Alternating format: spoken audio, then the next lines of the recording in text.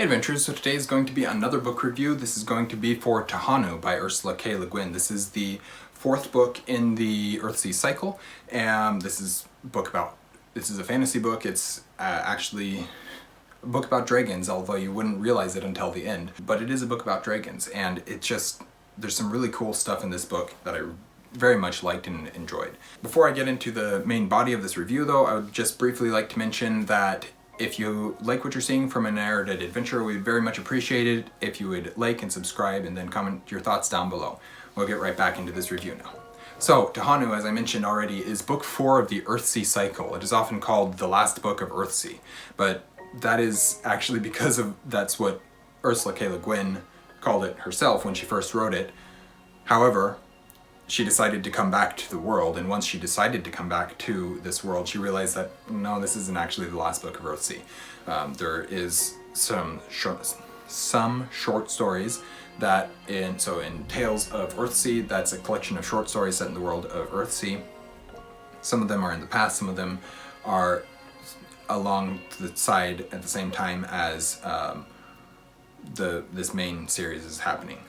And so that one is another books of Earthsea, but specifically book 6 takes place after book 4, as books normally do.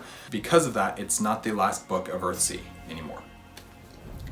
Anyways, Tehanu is quite a different book than the first three Earthsea books. It is not about Ged or Sparrowhawk going on adventures and using magic, nor is it about Earthsea as a world anymore. It is much more a self-contained story about Tehanu and her life on Gaunt. It is more contemplative and thoughtful than it is adventurous, but that doesn't diminish the storytelling in any way. It was also a very character-driven story. We know Ged and we know Tehanu because we've spent time with them in the first 3 books of Earthsea, and so this fourth book we're getting to spend time with them again. But we also in those earlier books, we spent time with them when they're at different places in their lives than they are now. And because of that, it's a different book. It's very different from those first 3 adventures that Ged goes on. So in this book, Ged returns to Gaunt, where Tehanu has been living since the events of book 2, the Tombs of Atuan. And because of the events of the Farthest Shore, which is book 3, Ged is now forced to live differently than he has. He is dealing with the trauma and experiences of his life, and as much as the wizards on Roke want him back, he's unwilling to return.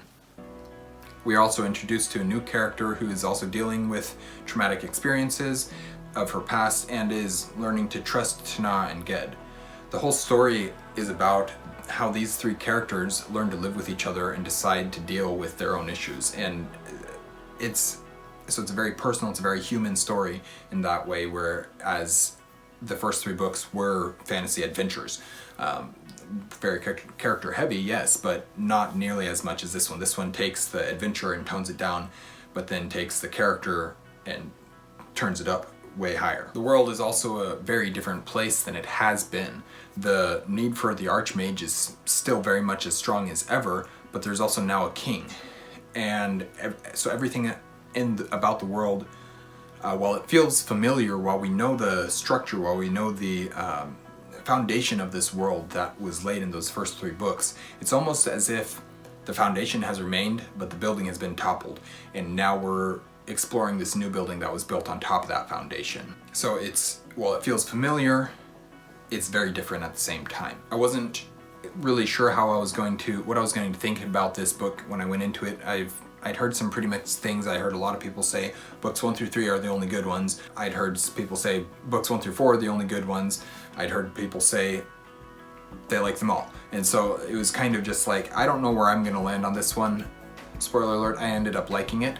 But it's not really a spoiler alert. I didn't actually write a review for this one on Goodreads, but I've talked about this in my, I believe it's my October wrap-up for last year, so there's that as well. But I wasn't sure when I went into this book what I was actually going to think of it, and even for most of the book that was still the case. I didn't initially love the narration. I thought the narrator was a female for this one. It had previously been a male, and I thought he'd done an amazing job narrating the first 3 books. And then this 4th one came, and it was narrated by a female, by a different narrator, and it was grinding on me a little bit, and I didn't love it. The more I went through it, the more I came to appreciate it. And then by the end of the book, though, it felt gritty and harsh in a way. But as you continue through the book, it actually fits the story way better than I had expected. It's so interesting to me how narrators can bring to life a book in a way that works, that fits the story being told. And that's exactly what I feel like happened here. And I don't have the narrator's I don't have the narrator's name off the top of my head, or else I'd mention who it is. But that's kind of what I felt like. I went into it not loving it, and then I got to the end and I was like, okay, I think it worked really well. So overall, though it started out a bit slow, I ended up really enjoying the novel. Between Le Guin's writing, which is, as always, beautiful, the story being told, and the amount of character development in this book, I didn't end up missing the adventure at all. It was just a good fantasy novel that explored the world more from a single location than the world as an explorer would, or as an adventurer would. And that's cool to me. That's the fact that she could still tell such a good story within this limited location, when previously she'd told such a great stories all across the world of Earthsea. That's really cool to me, and I really respect that. As a story, I respect that from her, seeing that she has that ability to do that, and that's really cool. So that is my review for Tehanu, book 4 of the Earthsea Cycle by Ursula K. Le Guin. Let me know what you guys think of this book down in the comments down below, and of this review. Thank you guys for watching an Erudite Adventure. We post videos every Monday and Thursday, and have our social medias linked in the description down below. We will see you guys again soon. Stay well.